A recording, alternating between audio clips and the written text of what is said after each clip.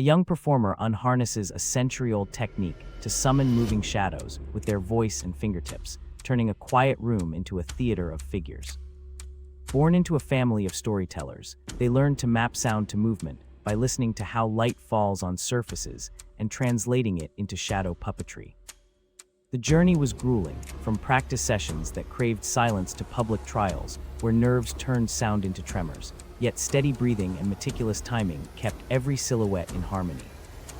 In live demonstrations, they sing a soft tone and coax a dancer-like shape to glide across the wall, proving the art can transform space and emotion.